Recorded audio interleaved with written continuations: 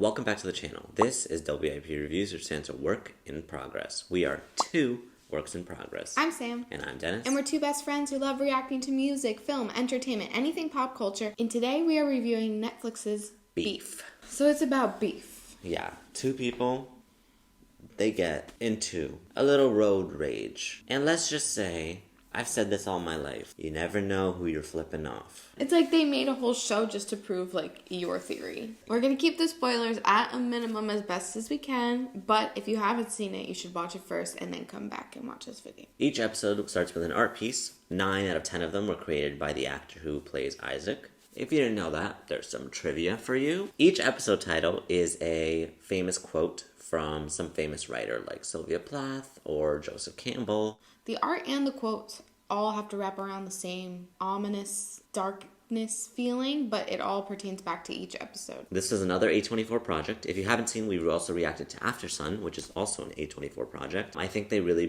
produce a lot of really well-made films which are created from a unique vantage point. I think this film has a really great cinematography, and it also creates this feeling of, I don't know what the hell is happening.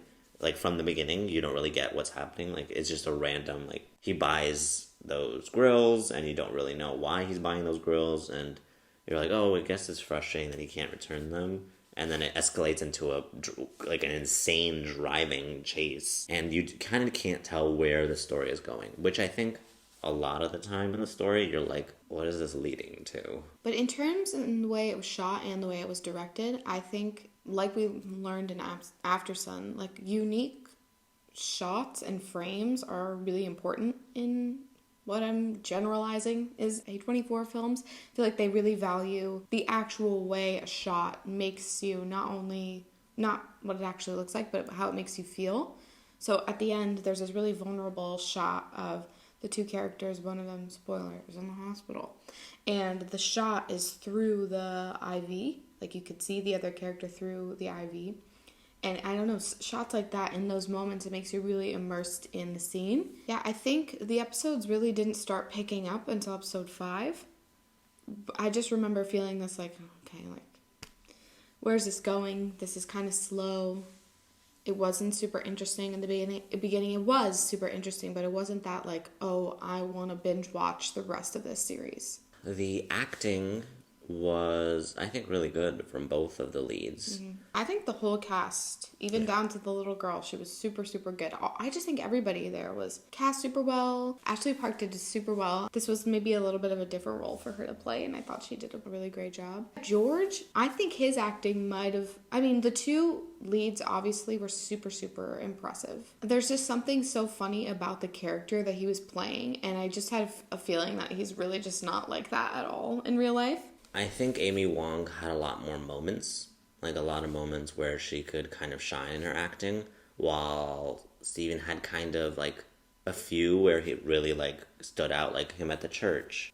All his interactions with Paul, I think, were really interesting. They both did really good at the little moments. They did really well with little changes in expressions to show off a change in mood. Or for Amy, really showed it's really hard to kind of watch and like Amy's character in a lot of ways, because she has such a big facade up that she does such a good acting that you can tell that she's acting in the character's acting. She's not being herself ever. There's never a genuine moment. Even in the therapy scenes, even by herself, she is never genuine. And Steven, I think he played it really well. Even when he turns on Isaac, there's this moment where he's staring at Paul, and you can kind of just tell a change in expression. They were both excellent. They were very good. And they do play this you're rooting for the bad guy character, which those are always so hard to... An anti-hero. Yeah, an anti-hero. They're really hard to... Yeah, they are. They're hard to like because you're so frustrated with the decisions that they make.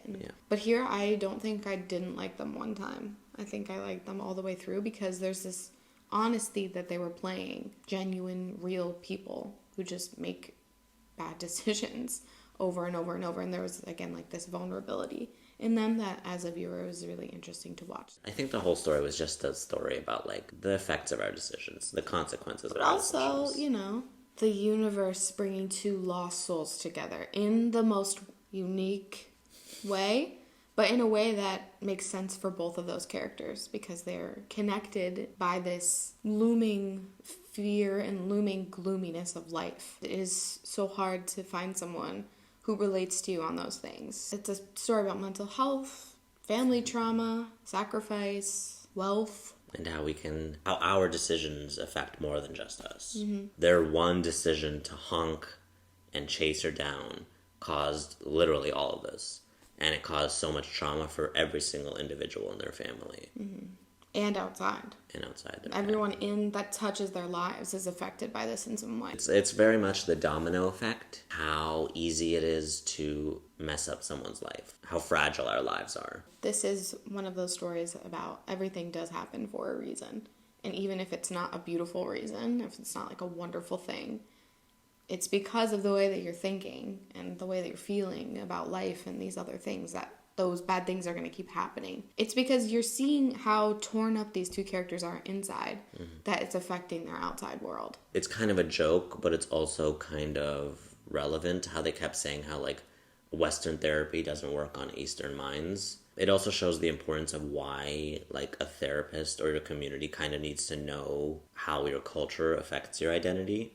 Because in lots of cultures, like if a Western person is speaking to a person from a different culture, they might not understand why they're so worried about family. Americans really don't have that type of, you're not going to live with your entire family and take care of everyone. It's important to have therapy with the understanding of cultural backgrounds.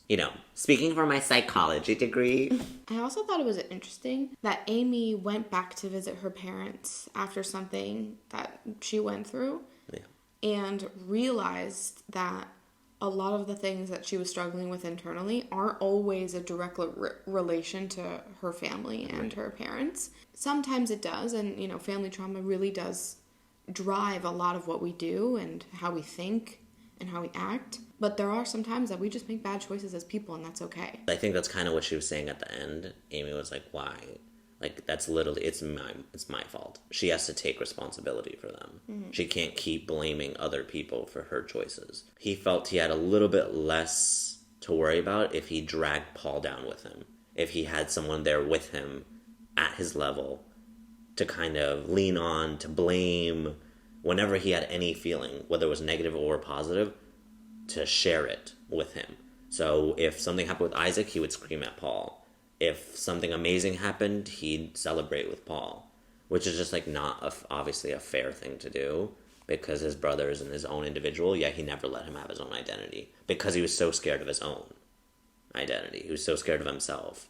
And that's kind of what both of them are. They're both horrified of what they see inside, so they do everything they can to avoid it. With Amy, it's being fake and creating a facade, and with Danny, it's hiding behind his parents and his brother. The episode with the parents I thought was really cool. All the flashbacks. That was a really cool episode. Cool. And I think the ending was definitely, I think, my favorite episode. I think there was it was cinematically shot really well.